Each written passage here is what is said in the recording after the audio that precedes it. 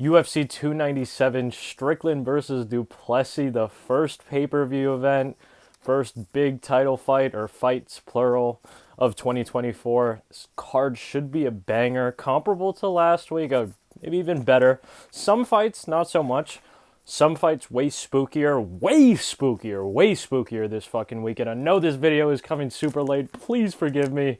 You can expect the videos much earlier, or prediction videos at least like Tuesday, the latest from now on. Just had a lot of personal stuff. Let's just get straight into it. Starting off, early prelims. Malcolm X Gordon versus Jimmy the Brick Flick. Actually, I think this is kind of a, not a no-brainer, but people maybe think this fight is going to be closer than I think it actually is. I'm going with Malcolm X Gordon.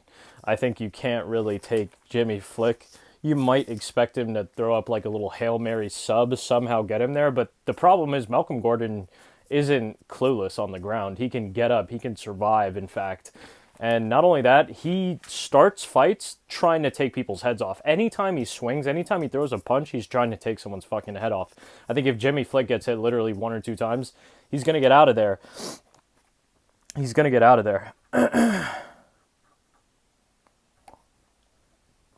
I'll run through their physical stats. I realized I messed up on the stats. Didn't give them to you guys yet. Malcolm X Gordon comes in at 33 years old, 5'7" tall, with a 70-inch reach. Matched up to Jimmy the Brick Flick at the same age, 33 years old, 5'7", and a 68-inch reach. So a 2-inch reach advantage for this man, Malcolm Gordon. Jimmy Flick is the underdog. We are going with the favorite, Malcolm Gordon. Low-key, if you put a gun to my head and asked me specifically, like, what method, I would say KO TKO type shit. Probably round 1, honestly. I think this fight is going to start off quick. I think it's going to end quickly. Malcolm Gordon is 14-7. He's 2-4 in the UFC. He's coming off of 2 finishes, a 2-finish loss streak, unfortunately. It's okay. It happens. Shit happens. Jimmy Flick, on the other hand, 16-7, 1-2 in the UFC. 14 wins by submission. There's that submission threat that people are talking about. He has 6 losses by KO TKO type shit. He's coming off of 2. He's coming off of 2 of them. 3-2 in his last 5, all fights finished, win or lose. You know, Jimmy Flick isn't horrible type shit. He's fought mid to decent dudes in his career. He's lost to mid and decent dudes. I think, honestly, just the aggression, the reversing factor, whenever Malcolm Gordon gets on the ground, he can actually usually find at least one good reversal to get him out of serious trouble, and he usually gets it. You know, I got to go with Malcolm Gordon here. I think that one's pretty light. That one's actually a little bit cut and dry for me. I hope I don't sound arrogant. Moving on. Another flyweight fight, women's flyweight. Jasmine Jasudavicius versus Priscila Cachoeira. Spooky hours a little bit. This is spooky hours kind of because both women have an extremely similar style, actually. I think the difference is that Jasmine is like the more improved, the upgraded version of Priscila Cachoeira. I think it's going to show too, with one caveat. That one caveat is Jasmine Jasudavicius is completely down to not only trade shots, but straight up fucking brawl. Here's the rub. Here's the rub. Jasmine never takes her head off the center line. Never fucking ever does she take her head off the center line. There's a possibility that Priscila Cachoeira literally rolls a natural 20, clips her, puts her out in one of those exchanges. That's very possible. I think Jasmine, if she's smart, she'll take this fight to the ground and control her, and this will be relatively light work for Jasmine. Relatively light work. And that's why Jasmine's the pick. Jasmine Jasudavicius is the pick. She's coming in at 34 years old, 5'7" tall, 68-inch reach, matched up to Priscila Cachoeira, who is 1 year older at 35 years old. Same height at 5'7", with 3 inches shorter wingspan at 65 inches. Jasmine has a 9-3 record. She's 3-2 in the UFC right now. Priscila Cachoeira is 12-5 overall, 4-5 in the UFC. Jasmine has never ever been finished in her career. Meanwhile, Priscila is coming off of a submission loss to Miranda Maverick, who Jasmine beat and actually looked quite good against. Jasmine beat Miranda Maverick in the past. She's coming off of a loss to Tracy Cortez, and that was a tough loss. Tracy Cortez was piecing the fuck out of her. Again, what I said before, she doesn't move her head off the center line. Tracy just cracked her, kept wobbling her, kept cracking her. It was what it was. It was a good fight.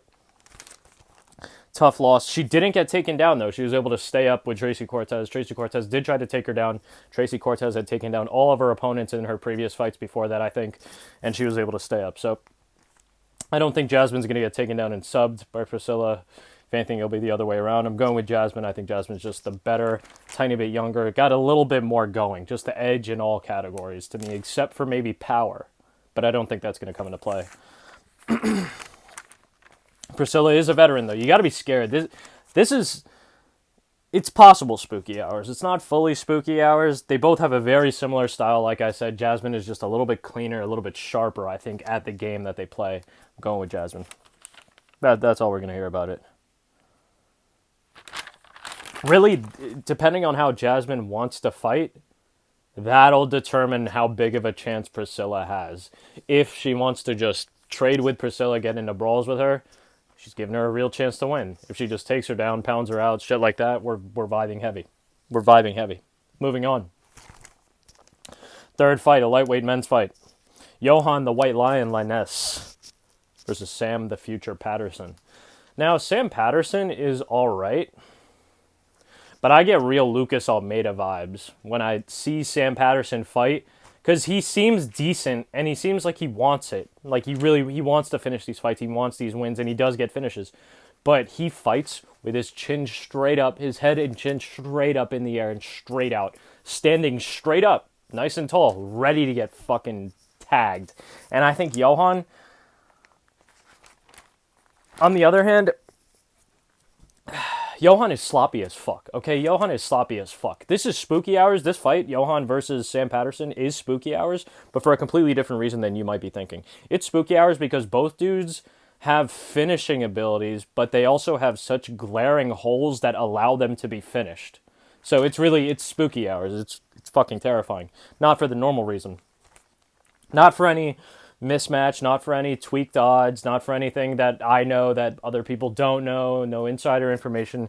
This is just scary as fuck because both dudes are both nice enough to put each other out, to finish each other, and whack enough to just get finished, like straight up. So it's really tough. It's really tough. Johan Liness, 6'1" tall, 76-inch reach. He's 31 years old compared to Sam Patterson, 27 years old, 6'3" tall, and 78-inch reach. So a little bit of a height, a little bit of an age, a little bit of a reach advantage for Sam Patterson, but not too much, not too much. I wouldn't say negligible, but not insanely notable. Excuse me. Johan has a 9-2 record. He's currently 1-2 in the UFC. Sam Patterson is 10-2-1. He's only had one fight in the UFC and he's lost. He's 0-1 in the UFC. I think Johan is going to catch Sam Patterson on the feet, really. I'm going with Johan. I thought about Sam Patterson. I didn't pick Sam Patterson first. I thought about picking Sam Patterson first. Ultimately, I think when you look at this, though, I think Johan is just going to catch Sam Patterson, and that's really all he needs to do to win this fight, to catch him. Sam Patterson got brutally knocked out in his last fucking fight in the fashion that he knocked out the dude like Kenshi or Sinchi, an Italian dude, I'm pretty sure, or a Brazilian dude, Brazilian dude that he knocked out on Dana White Contender Series. That dude started wrestling the ref and thought he was still fighting. Fucking Sam Patterson gets KO'd by Yanel Ashmouz, leaking from his face crazily, half twitching, and starts fighting fucking Herb Dean. Great karma. Great karma. Because the dude was like looking at... Sam Patterson was like looking down and like, what the fuck? When his Dana White Contender Series opponent started wrestling and like continue fighting and shit. Like, don't worry about yourself, brother. Celebrate your win. Celebrate your fucking win. Try not to get knocked the fuck out again. We're going with Johan. Even though I think Sam Patterson is very skilled. I know I just talked a little bit of shit about him. He is a wee underdog in this fight. I'm going with Johan, though. I think Johan catches him, finishes him. Not light by any means. Might be a war. Possibly goes the other way around. Either fucking Johan tries to take him down on some tweaker shit, gets subbed, or gets pieced up by a little 1-2. Who knows? But we're riding with Johan. Canadian dude. Fuck it. Moving on to a women's strawweight fight. Jillian Robertson versus Polyana Viana. Deceptively spooky. Very deceptive fight. I'm going with Jillian Robertson. I also think that this is going to be deceptively light work for Jillian Robertson. Her record, 12-8. She's 9-6 in the UFC. She's 28 years old, 5'5" tall, 63-inch reach, compared to Polyana Viana at 31 years old, 5'5" tall, 67-inch reach, 13-6 record. Overall, 4-5 in the UFC. Jillian Robertson, what this comes down to is I think Jillian Robertson is better, and she is better because not only is she working on her grappling right now, she was already good at grappling, she's always working on it. I think her record, that 12-8 record, is very deceptive, extremely deceptive. I think both her wins and losses are better than Polyana Viana's wins and losses. Polyana Viana is fighting people that really arguably shouldn't be in the UFC. Many of her opponents aren't in the UFC anymore, and they have close to 50-50 records. Like, it's... God, I'm about to sneeze. Excuse me. And she's fighting people close to 50-50 records. It's spooky shit. You know, her little TKO rate, I think, is... Polyana's TKO stat is... KO-TKO stat is a little skewed. She has 5 KO-TKOs. One of those is in the UFC against a bum. Against a straight bum.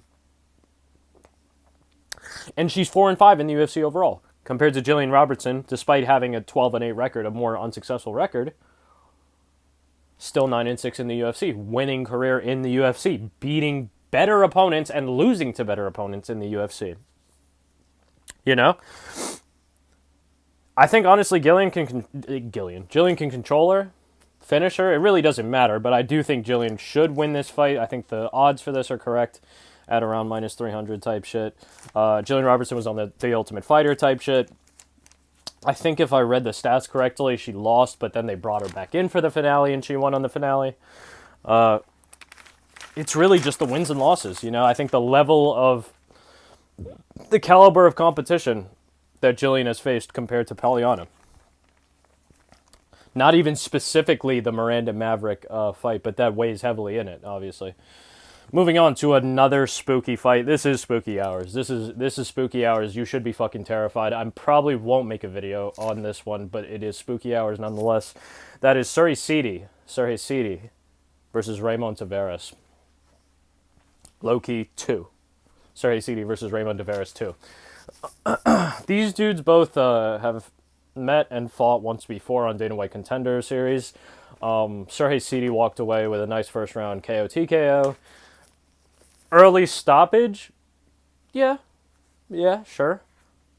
Does that stoppage change? Like, let me rephrase that. Do people recover from that stoppage with another ref? 8 or 9 times out of 10? Nah. Like, type shit, nah. It was pretty much over. Like, you could say the stoppage is early, sure, but, like, would you have bet in that moment, would you have bet money that Raymond was going to come back? Not if you already had money bet, would you want to see the fight continue. If someone could just stop time, ask you, hey, you want to throw some money in right now? Before you know the ending. Like, no. The dude's getting fucking grounded, pounded out, for Christ's sake. Like, this is spooky, though, for multiple reasons. Let me go back into the... Serhiy Sidi is good, right? And I think he's good all around. Like, I think his offensive grappling maybe isn't, like, all there, but his defensive grappling is. He can survive on his back. He can survive with people taking his back. You know, he fights hands for choke attempts. He does all that good stuff. He mixes the hands with the feet. You know, he mixes kicks in with his striking, with his boxing. It's very nice, too. He has some deceptive little high kicks, head kicks that he's caught people with, and that's something I'm going to come back to specifically with this. Not to mention, he put out Raymond Tavares in their first encounter, who was hurt. If you watch that fight, you can say, yeah, he was conscious. He was still there, but he got hurt by that one, too. Like, off balance, I don't give a shit. He got hurt. The spookiest part about this fight, Raymond Tavares is actually, like, notably better at strictly boxing than Serhiy Sidi. I think if... God, it's so terrifying. What a big brain take, right? If Raymond Tavares can implement his game plan before Sergey City, he'll win. You know, big brain shit. But all jokes aside, I think, shit, I want to go with this underdog in Raymond Tavares. I do, but Raymond's game works until it doesn't work. And what do I mean by that? I mean the head movement game. I mean the elusive striking, counter-striking game. That's what I mean. I mean trying to weave shots, literally stand there and weave shots, as opposed to blocking them or just trying to flee. Like, really, you know, like...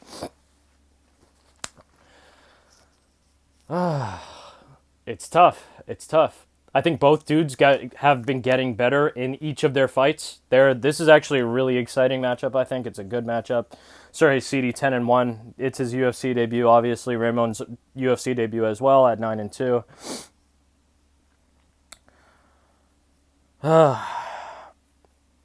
It's spooky. Similar records, very similar records. Only difference is that Raymond Tavares has been finished twice, KO TKO.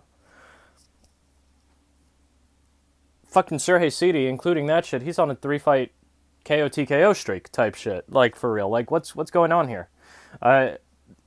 This is really tough, honestly. I think Raymond has a speed advantage too. My thoughts are a little scrambled with this one, even though I have some shit written down. Did Sergey have his number in the first fight? Possibly. Does Sergey still have his number? Possibly. Is Raymond Tavares faster? Yes.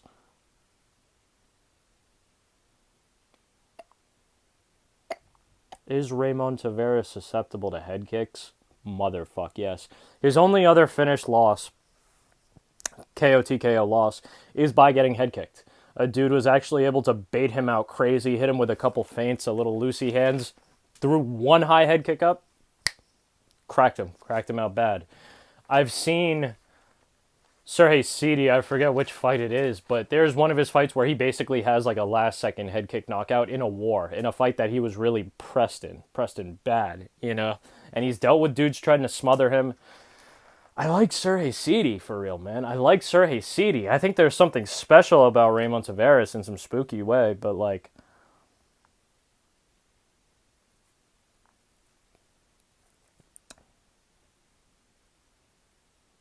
I think there's something special about him in some spooky way, but... Oh, God. Do we risk it? I mean, I got some underdogs coming up. Like, am I about to switch right fucking now and hit this underdog shit?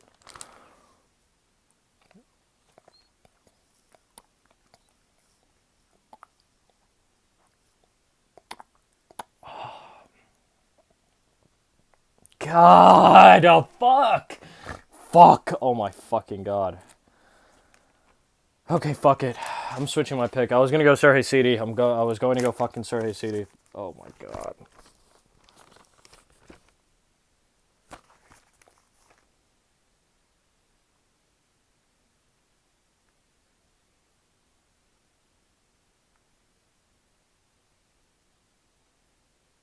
You know what? Fuck it. I'm going with Sergey City. I was going to go Raymond Tavares. I'm going with Sergey City. I'm sticking with Sergey City. Fuck it. Fuck it, fuck it, fuck it. That's enough of that one. That one's going to be terrifying. I might actually have to make a video about that shit, even though it's super late. Tune in. I'll let you know. Just beat the description if that shit's there. If you don't see it, it's not. It doesn't exist. It never happened. Moving on to another Spooky Hours fight. This is Spooky Hours. Somewhat.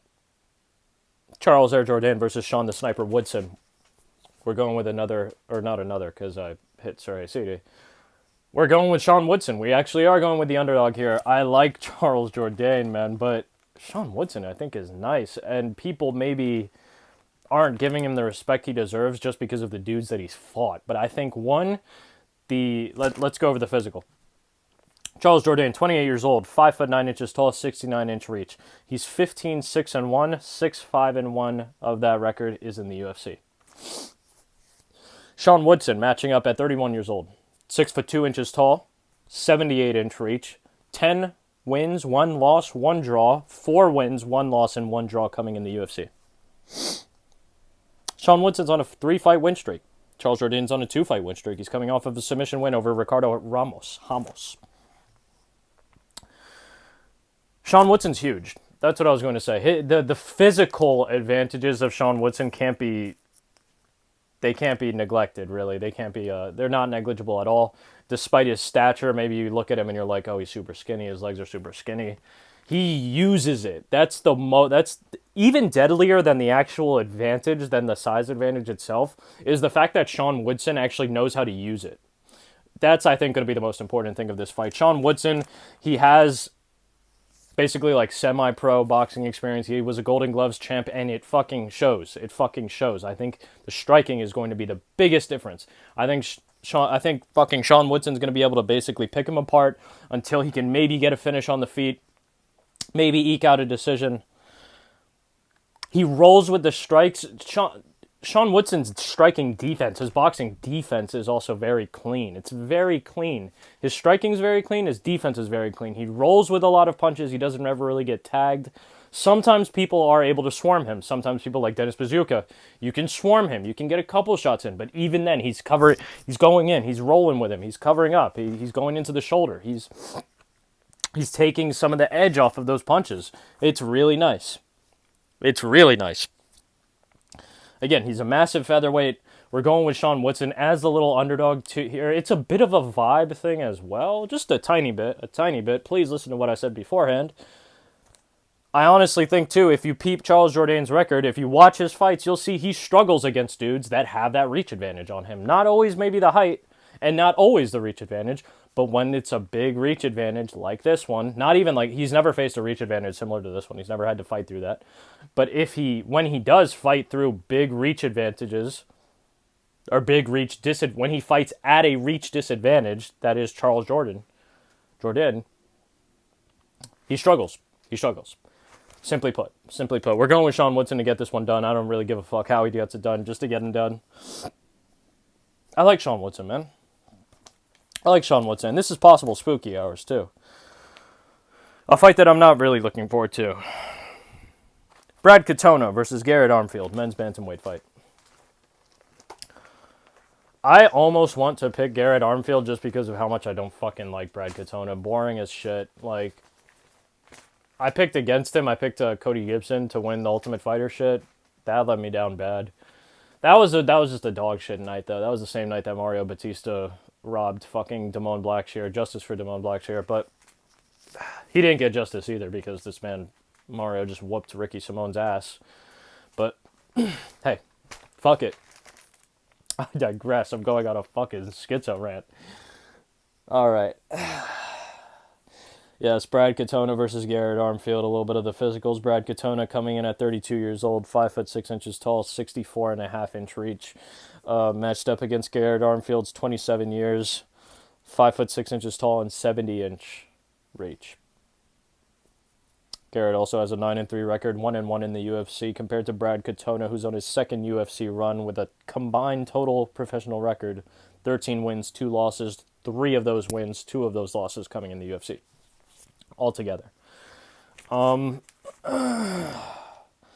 Katona is a motherfucking decision merchant. That's first and foremost. Doesn't matter where he's at, what he's doing, who he's fighting. He is a fucking decision merchant. He is the TUF 31 winner. I don't give a fuck. 7-fight win streak. I'm really not that impressed. Although he's okay. Like, I can't say he's dog shit. He's not dog shit. He's good. Will he beat Garrett Armfield? I'm going to say probably. Now, this probably is exactly that, a probably. I'd say like maybe 75%, like I think he beats Garrett Armfield. I think Garrett Armfield actually does have a little bit of a chance to crack him for the one time. David Onama has been fucking haunting the career of Garrett Armfield, though. It's tough. It's super tough. You know what? Fuck that. Fuck Brad Katona. We're going with Garrett Armfield. I might look stupid as fuck for this. I might look stupid as fuck for one, staying with Sergey Sidi, because I feel like a lot of people are going with Brad Tavares in their rematch. I might be dumb as fuck for staying with Sergey Sidi, and I might be dumb as fuck for going with Garrett Armfield right now, but I don't give a fuck. Sergey Sidi, Garrett Armfield, let's fucking go. Garrett Armfield, I'm hoping that he gets a nice little KO TKO on Brad Katona, and that he can just weather the grappling storm. Hopefully just the grappling cancels each other out. These dudes decide to strike. My son Garrett Armfield can show us what he's made of. God, is this foolish? Possibly, but Garrett Armfield, 70-inch reach compared to 64.5. I'm praying, man. You do a little something. Damn, this is a... God, I feel like now I just lost my mind with that pick, actually. I'm getting off script. I'm going fucking off script, but I don't give a shit. I don't give a shit. We're picking underdogs. We're picking big underdogs. Big underdogs. With another one. The number 4 ranked Arnold Allen versus the number 9 ranked Movsar Evloev. Excuse me. Arnold Allen is 29 years old, 5 foot 8 inches tall, 70-inch reach compared to Movsar Evloev, same age, 29 years old, 5 foot 7 inches tall, 72.5-inch reach. Right? Movsar is the favorite, but we are going with Arnold Allen, our dog. Again, I just like Arnold Allen's style. I like Arnold Allen's fighting more than Movsar. I think he's a lot more dangerous than Movsar. I think Movsar maybe in the circumstances set forth by like a mixed martial arts fight, the rules involved, maybe he's a better mixed martial artist, like in that sense. But Arnold Allen, I like a lot. I just like his power. I like his style. I like his lethality, his threat level, so to speak. I think for Movsar to win this fight, he's going to have to try to press Arnold Allen a little bit. I think that's going to be absolutely fine for Arnold Allen, and he can really like put some work in and fucking do some real damage while Movsar is trying to get at him. Both of these dudes have extremely impressive records. Arnold Allen coming in at 19-2, total professional record, 10-1. 10 of those wins, 1 of those losses coming in the UFC. Movsar, many would say equally impressive. 17-0. He's undefeated as a professional fighter. 7 of those wins coming in the UFC. All decisions. All decisions. He is a decision merchant. At least in the UFC. 100% decision merchant. Decision merchant. Literally, he does not have a finish in the UFC. And I think that's the difference. I think it's the finishing potential of Arnold Allen.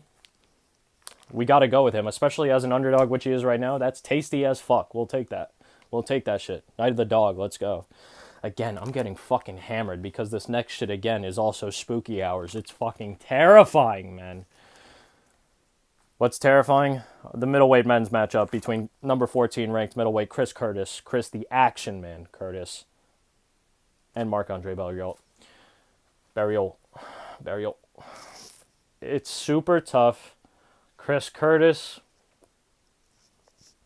Hey, I love watching Chris Curtis fight. Very entertaining. He's pulled out some good wins. He has good technique, got some nice little power. You know, he puts dudes to sleep type shit. We'll go over the stats.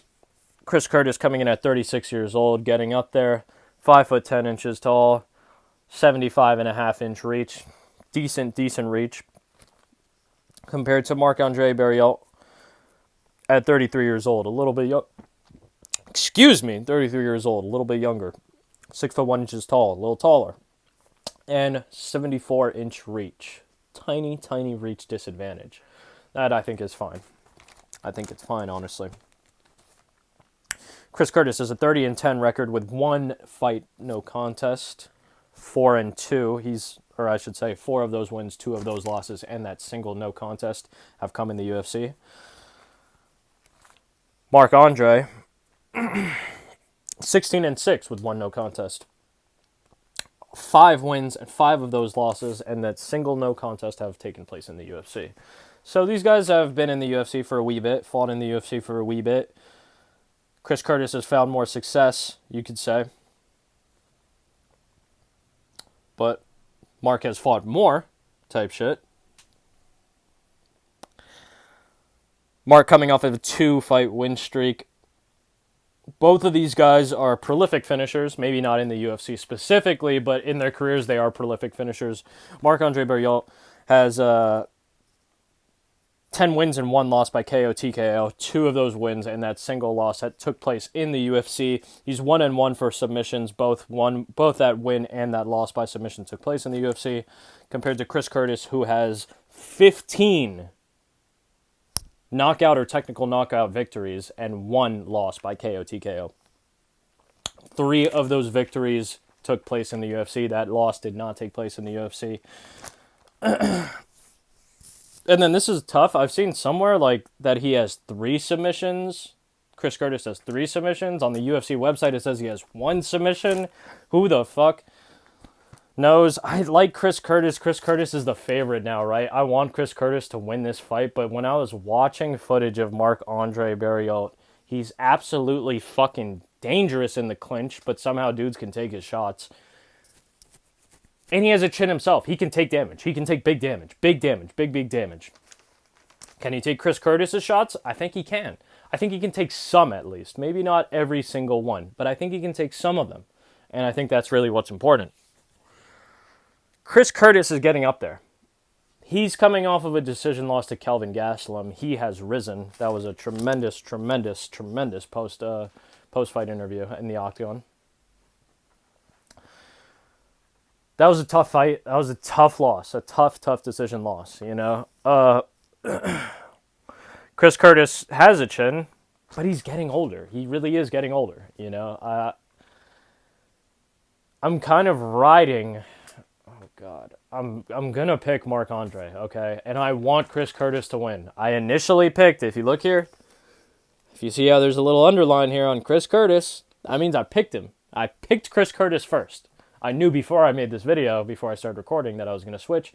But the point being, I want Chris Curtis to win, man.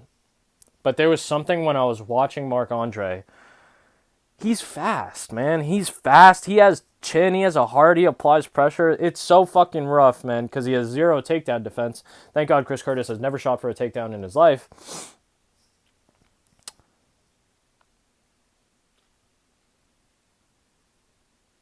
God, man, who do we go with?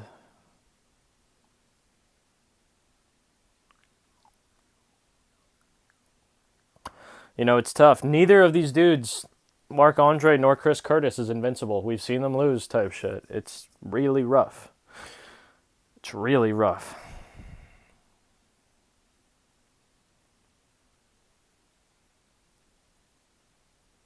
He's very tough, man.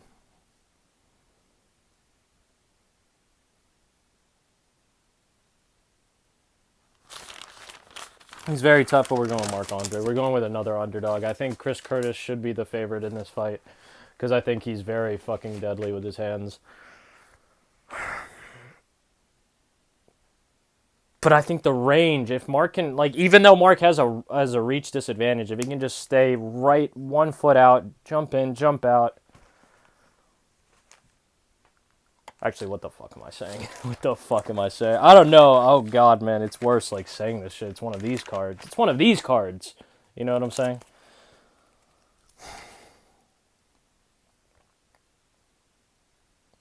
Nah, fuck that. I'm not going to switch up. I'm going to go with Chris Curtis. I'm going with Chris Curtis. Forget everything I said about Marc-Andre. Fuck him. God damn, bro. God damn, man. And as I say that, as I say fuck Marc-Andre, I'm visualizing Marc-Andre fucking sparking Chris Curtis. Like,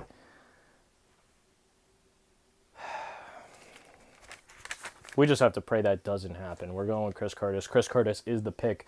Chris Curtis versus Marc-Andre Barriault. We're going with Chris Curtis. Sorry about the hubbaloo, but that's what it is. Moving on to the featured fight. Featured fight of the night, Neil Magny, number 13th ranked welterweight in the world, versus Mike Malott. Mike Proper Malott.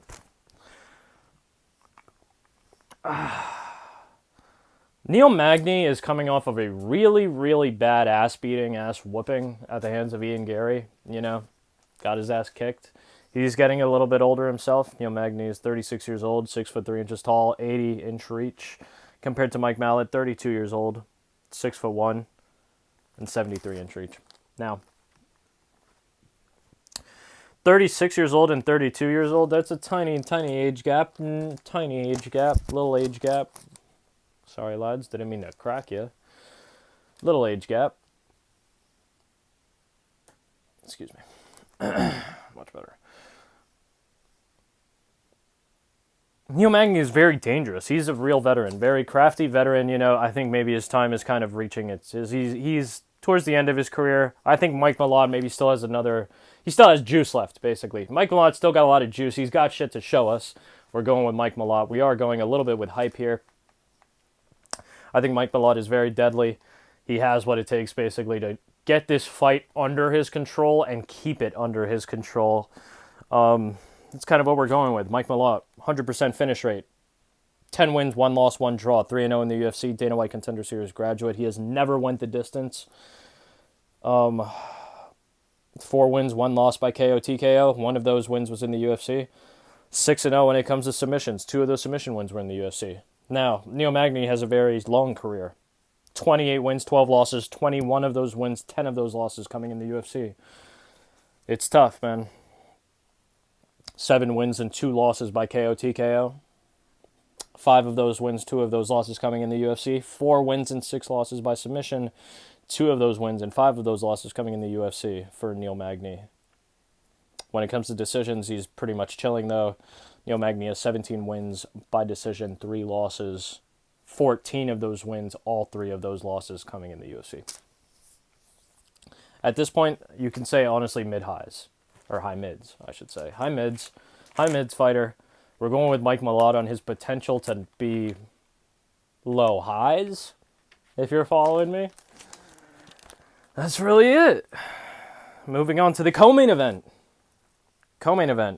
Women's bantamweight title fight for the vacant strap, I believe. The number 2 ranked contender, Raquel Pennington, versus the number 3 ranked Mayra Bueno Silva. I'm going with Mayra Bueno Silva here, and this is spooky. This is spooky for a couple reasons. One, she was getting touched by Holly Holm until she got a juicy little sub. 2, she was on the roids. That's good, though. That's a good thing. That's very good. We'll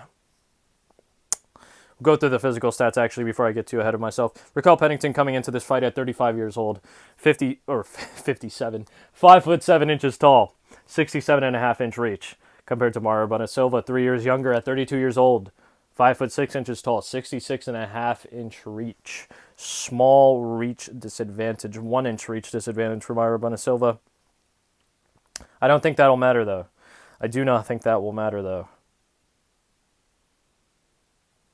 I think that Mayra Bueno Silva and Raquel Pennington are pretty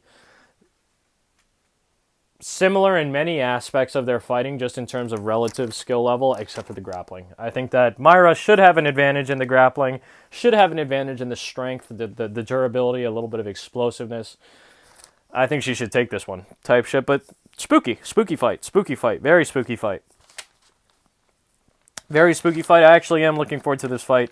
This is going to get kind of simple, and, you know, it's funny enough, you might think that, oh, in the co-main event and the main event, I have the most insight, the most breaking down to do, but it won't always be like that. It really won't always be like that at all.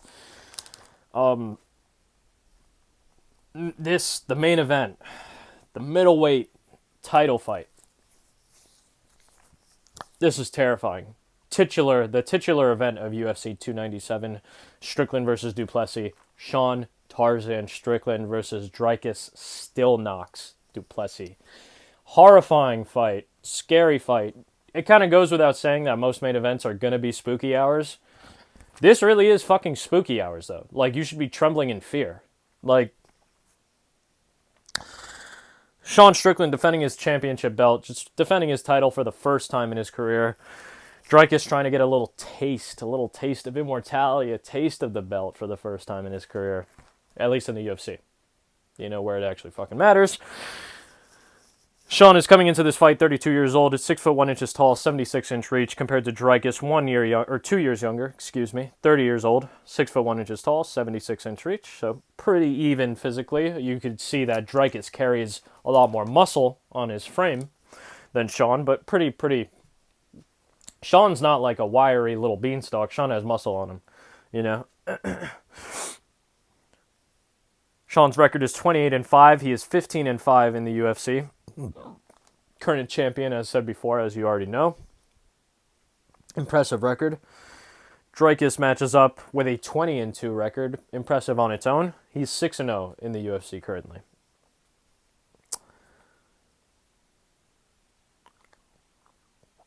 Now, where do we begin, really? So, we all saw what Sean did to Izzy, right? Completely showed us who Sean really is, what he's really fucking capable of. Unfortunately, like, Dricus is one of those dudes that when I first found out about him and I started watching him, like, it's kind of evident, like, he's one of those dudes. You know, he has that X factor. He has that thing. You don't know what it is, but it's that thing, you know?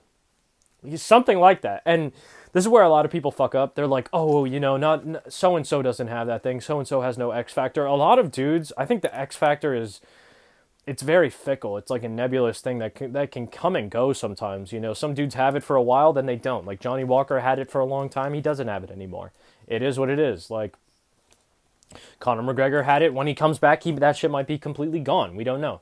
You know, it depends. Sometimes people can have the X factor. They can be special, and it just goes away. For no fault of their own, it just goes away.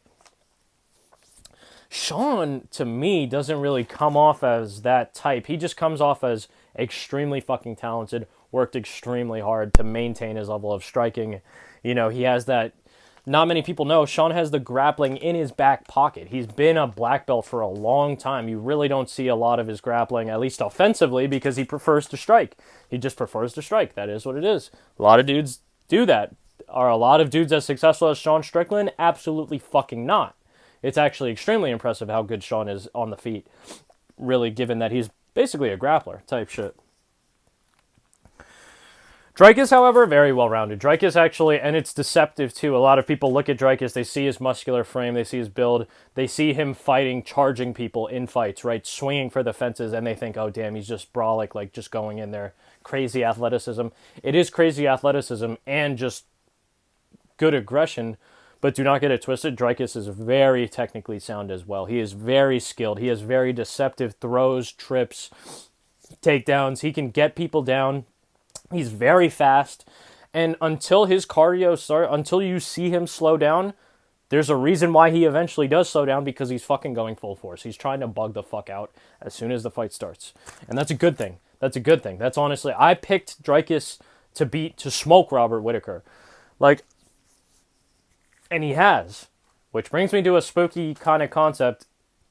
It's really like, at least when this fight was first announced, the vibe was kind of around Dricus, and it still even might be. I think Sean has gotten more respect back, and Sean is the favorite as of right now, little favorite. But it's still fucking terrifying. The fact that it's so close is really scary. I'm going with Sean. I know other people are going with Dricus. I'm going with Sean Strickland. Really what I think it is Dricus going to press forward and try to violate Sean, take him the fuck out of there, rip the belt off of his waist? Yes. Does Sean fight as well when he's pressured, when he's on the back foot? No. No, that's terrifying. Is Sean the better fighter than Dricus? I think so, though. That's what I think. I think it's going to be a cardio thing. I think Sean will be able to last. If Sean can survive just the fucking grappling exchanges, just the onslaught. And when I say onslaught, I'm not expecting Sean to be like covered up and fleeing, backing up the entire time. Not at all. I just mean the onslaught as in, will he be able to survive the pace? Maybe the aggression, the super high pace, the pressure that Dricus is trying to apply right off rip. And I'm betting on, he will be able to survive. And I think if Sean can survive and get Dricus even a little tired, if Sean can make Dricus have to fight at 90% the entire fight, I think Sean's good. Sean's straight. He chills. He wins that. He wins that decision calmly. And maybe even a little KO TKO. Maybe even literally sneaks in a little combo here and there. Just catches him one time, gets him the fuck out of there, hurts him bad, maybe then submits him when he's hurt. Who knows? Who really knows?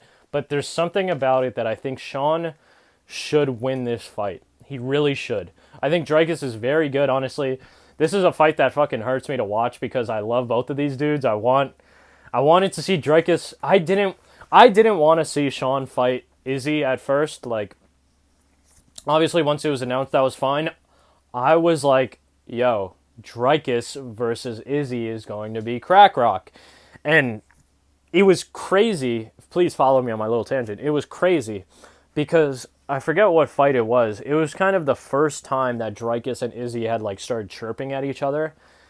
And at that time, I myself was like, yo, Dricus does not want that smoke. He does not want that smoke with Izzy. But we've seen Dricus just fucking put it on people and do better. Walk away from these fights looking like a real killer. Like a killer. It's tough.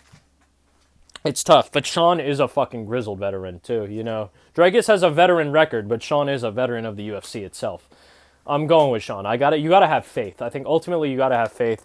I'm having faith on Sean to retain his title. Notch one defense down in the books. But Dricus, man, it's scary. I wouldn't doubt that Dricus is trying to bug out and put South Africa on that motherfucking belt, you know, like, and he really might. He has a good chance to do it. He has crazy power. Just looking at Dricus, you can tell how athletic he is, how brawny he is, really, just straight up. And he moves like a Yoel Romero, kind of. Not as fluid or as quick or as slick as a Yoel, but he moves that muscle well, especially in grappling exchanges. You know, he's in good control of his body, Dricus is. That's very terrifying. Sean has some of the best boxing in the UFC type shit. And some of the best striking defense across all weight classes. We found that out. Deceptive grappling, it's tough. It's so fucking tough. Now, they did have a little bit of mental warfare. I'm not really going to speak too much on that because I don't think it's going to play as big of an effect as people think so. I think Dricus, if anything, it might affect Dricus more. Dricus, I feel like, isn't used to having people, like, you know, focus on his career, like, look at him and, like, scrutinize the shit that he's doing, criticizing, trolling him. Sean knows how it is. Sean, I feel like, knows how it is. It's whatever the fuck. Maybe it gets to Sean. Who knows, though? And that's stuff you really can't speculate, at least I feel like, when dudes aren't making it clear. Like, they're not visibly affected. They don't seem to be visibly affected. Stuff like that. We're going Sean Strickland for the pick to keep the belt. I'm going to run down all the picks one last time in 1 second, but I think this card is going to be great. Again, I apologize for getting this video out late. The next video will not come anywhere near as late. And by next video, I mean the next prediction video. You can expect that at Tuesday, the absolute fucking latest. The absolute fucking latest. You might see some Spooky Hours videos later. I've been meaning to make Spooky Hours videos because Spooky Hours is fucking amazing. Like, I think it's going to be a nice series, basically, Spooky Hours. You'll hear me saying Spooky Hours. It is what it kind of sounds like or what it alludes to. It's just, this is very scary, you know. There might be an extremely, extremely rare or unpredicted outcome. A spectacle might take place, really, you know, for better or for worse. Usually I'll say Spooky Hours if it's like an underdog that I'm picking, you know, something spooky. You know, people really aren't expecting that to happen. It's Spooky Hours. Like, for a quick example of Spooky Hours, the juiciest Spooky Hours that we picked recently. There was some Spooky Hours. Well, I said Mario Batista versus Ricky Simone was Spooky Hours. I fucking picked Mario Batista and I switched over to Ricky Simone. God damn it. That was Spooky Hours. Great win for Mario Batista there. Let's see the last Spooky Hour. The last Spooky Hours that I actually won. The last Spooky Hours that I actually won was Alonzo Menifield versus Dustin Jacoby. That was fucking Spooky Hours. Alonzo, big underdog in that fight, pulled it through. He took the shots of Dustin Jacoby, ate those shits clean, and fucking rocked him. Rocked him bad, and that's what we needed Alonzo for. Great shit, Alonzo. But again, that was in Song, or no, not Song, that was UFC 296. That was UFC 296. That was juicy as fuck.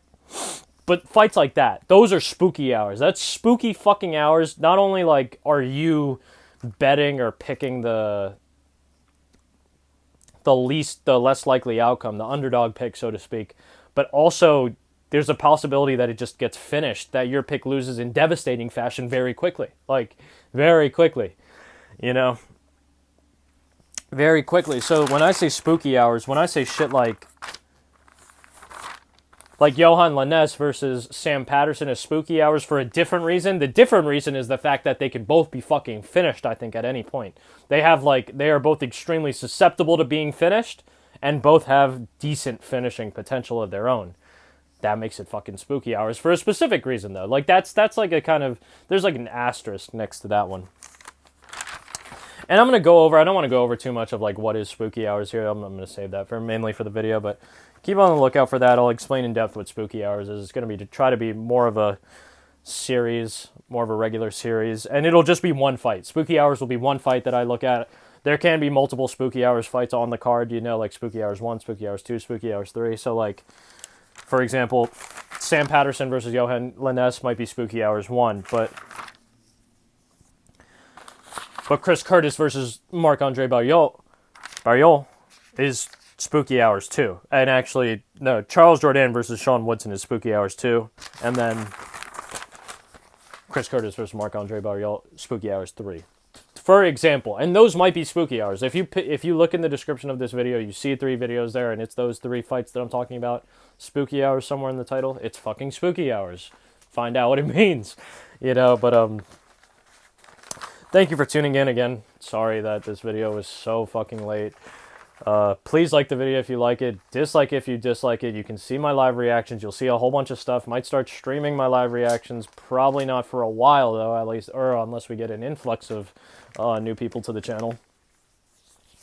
I will be doing more shorts of like my reactions. I really try to do the live reactions on my shorts only when like it's a notable outcome or like an upset in my pick type shit. Anything else for the people? Nothing. Take a look at the little art. I fuck with that dude heavy. He fucks with you.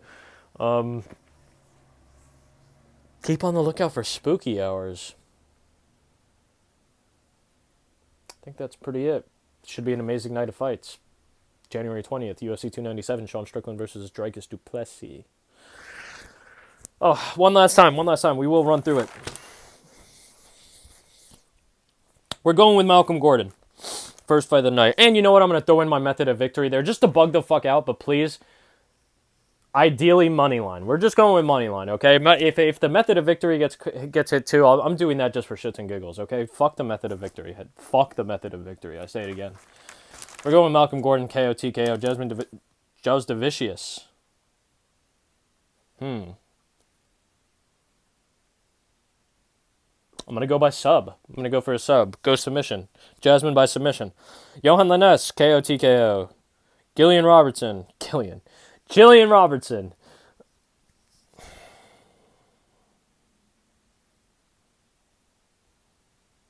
Jillian Robertson. Honestly, submission, decision, something like that. Be a bit wishy-washy on that one. Surrey CD, KO, TKO. Surrey CD, KO, TKO. Fucking scary hours. Spooky hours. Sean Woodson, KO, TKO. Spooky hours. Yeah, Sean Woodson, KO, TKO. Yeah. Oh, fuck, man. Fucking Garrett Armfield. Garrett Armfield by fucking KO, TKO, for Christ's sake. Jesus Christ, everyone's gonna get a finish. Oh, no. That's when you should get worried too. If you got every dude winning by finish, there's something wrong here. I guess I have 2 that are kind of slash decision, or 1 that's kind of slash decision. No, I have 2. I have two that are decisions. One Sean Woodson, one Garrett Armfield, Arnold Allen. Fuck. Arnold Allen. We're again going with KO, TKO. Ultimately, trends should never matter. Odds should never matter. It's just about making the right pick, you know? The right pick is the right pick. Fuck the odds. Fuck the trends. Oh, God. Again, I have Chris Curtis written down here.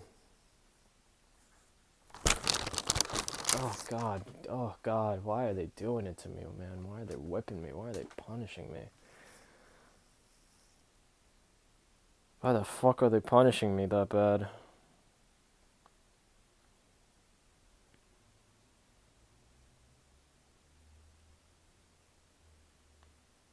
Why the fuck are they punishing me that bad? I'm going with Chris Curtis. Fuck it. God, I'm so fucking scared about that one, bro. That is spooky hours. Marc-Andre Barrial has fucking better striking than Chris Curtis. I don't give a fuck. I'm saying it now. He has cleaner, crisper, faster striking. And he's probably going to fucking knock out Chris Curtis. But I'm going with Chris Curtis. I don't give a fuck. God, man. Chris Curtis, KO, TKO. Suck my dick. Mike Malott. By decision. You know, I'm expecting him to get like a sub, but maybe not. Maybe he just controls him on some bullshit. Say decision. Fuck it. Decision or submission, Mike Malott. Mayra Buena Silva.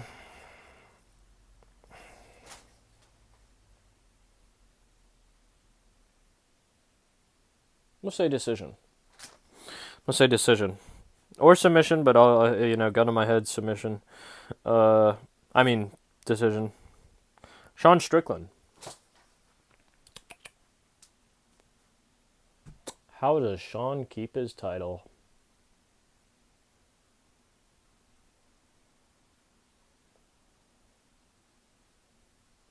How does Sean keep his title? Does Sean TKO a gassed Dricus du Plessis in the 4th or 5th round? Maybe.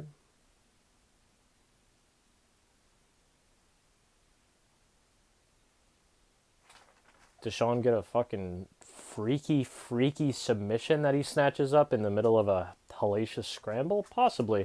I'm actually not going to go with method of victory for Sean Strickland. I'm just going to go Sean Strickland. I really can't tell. I honestly have no clue. I'll just be fucking just saying a word, really.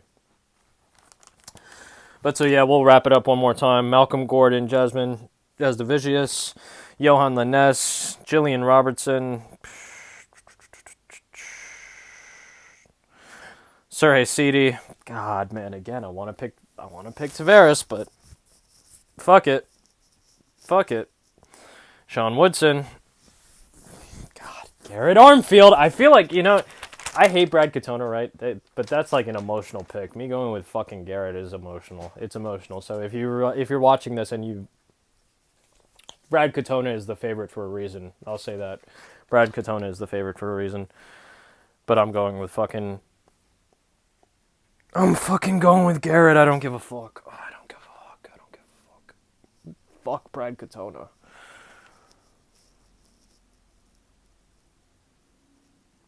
Fuck Brad Katona. Then we're going with Arnold Allen. God, I could switch 50 million times. We're going with Chris Curtis.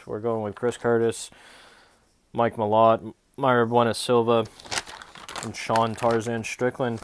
That's it. We got it through. Actually got through sub 1 hour. I'm surprised that this shit honestly probably could have been finished in 40 minutes, maybe in 35.